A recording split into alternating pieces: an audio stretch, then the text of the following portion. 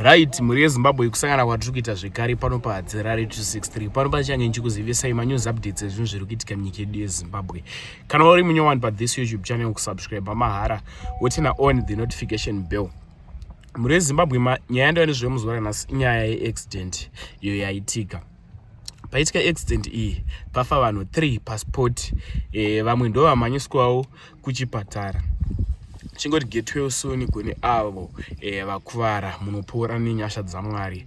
Kune vafa avo veukama ndati chemei tariro. Zvinorwadza, zvinosirisa, ndiyo yambiro yandinopa nguva nenguva iyo yekuti musamhanye kana muchinge mune rwendo, ende budai manamata. Musateedzere uyo ari kumhanya, unofa nguva isati yakwana, ende usadrive mota wakadhakwa. Inisa Hadzirare ndafunga kusiyai, tosangana zvekare munguva inotevera. Ndatiwanzei malikes this video. Much love.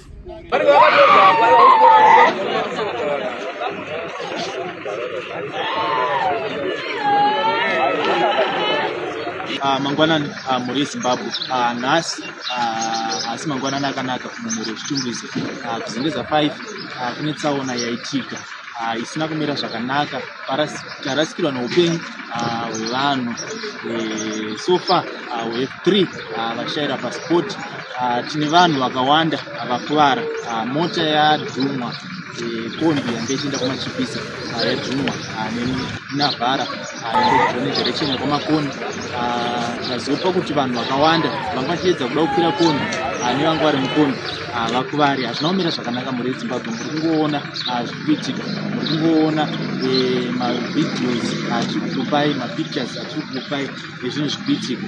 Tinofara kukuru kuti vemaambulensi varesponda zvinenge zviri nani. Taona maambulensi achiuya akati wandei kunotakura vanhu.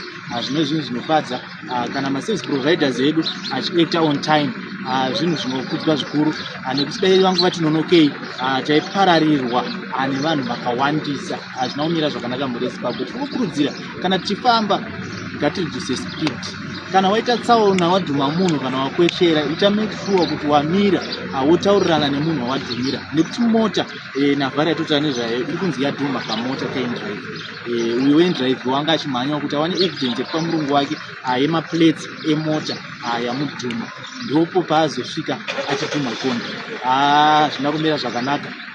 Tinongoti hama dzevanhu vanga vari mumota idzi vanongoenda kuchitungwizi General Hospital vonotarisa hama dzavo kuti zvakamira sei. Tiri kunzwa kutya nechitiko chaitika mangwanani ezuva ranhasi unove musi weSunday musi wa8 March 2026. Pane tsaona yaitika padowntown Zengeza 5 pane Nissan Navhara iyo yaita accident inonzi yasweva ikarova kombi yanga ichitotakura vanhu kuenda muBare. Ipapo pane vanhu vakuvara, pane mapassengers anga achida kukwira kombi, uyezve driver nakondakta namwana wangu varimo vakuvara zvakanyanyisa. MuNavhara vanhu vafa. Tine vanhu 3 vafira on spot, and tazowana information yekuti about 3 vanhu vazofawo upon arrival to the General Hospital. Zvinhu zvinosivisa zvikuru. Muchiona mota yafamba distance yakakura ichirova masimbi, ichirova ichiparadza. Zvinoratidza kuti mota inenge ichimhanyisisa. Distance iripo it's over 50 meters yemadamages anga achiitika. Muri yeZimbabwe tinokurudzira kana tichifamba mumugwagwa, let's reduce speed. Kana pane munhu wakanganisira naye muroad, mirai mutaurirane, zvinokwanisa kuseva upenyu.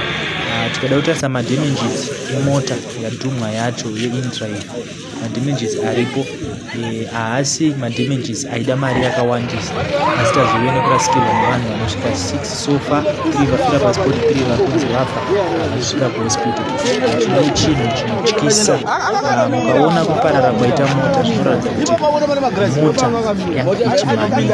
mota yanga ichimhanyisa. Tinonzwa kusuwa nekushushikana nechinhu chakadai, so chinhu chisina kumira zvakanaka.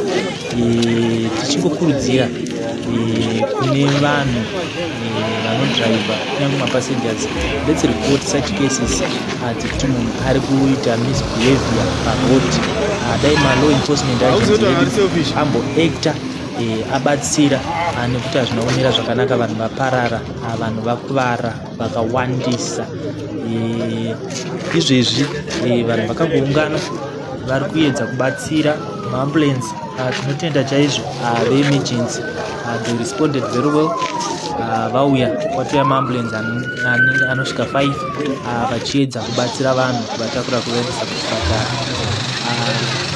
Saka shungu ndizvongoti dai vanhu vakwanisa kurikavha, Mwari avaitira zvakanaka, asi chidzidzo kunesi tose kuti kumhanya sandiko vanhu vatyoka zvekuti hazvikwanisi kutarisika. Vanhu vakuvara zvakanyanyisa. Hama dzangu, vanhu vakuvara zvakanyanyisa. Iyi accident yaitika kuma4 dzemangwanani ndopaitika accident. Vanhu ava vari kunzi varara kubhawa kumangishoda, vanga vachitobvawo kumafaro vachimbanyisa mota, in which I believe there was a lot of misbehavior dzanga dzichiitika. Mudzi wemota afira pasport, anga achidhiraivhawo asurvivor, asi hatisina kukonfirma kunge tichinge tichiwana mazita avo kuti ndeanani vanhu vainvolved in this accident. But yeah, tinobhilivha kuti vema-law enforcement vachatipa madetails zvizere. Hatichange chikuzisai kuti vanhu ava vabatsirwa here, uyezve zvasvika papi, danho rasvika nderipi, uyezve vasurvivor vangani. Asi muchiona mota iyi, it's beyond repair, yaparara, yadimbuka chasi. Mukaona mota yadimbuka chasi, haisi nyore.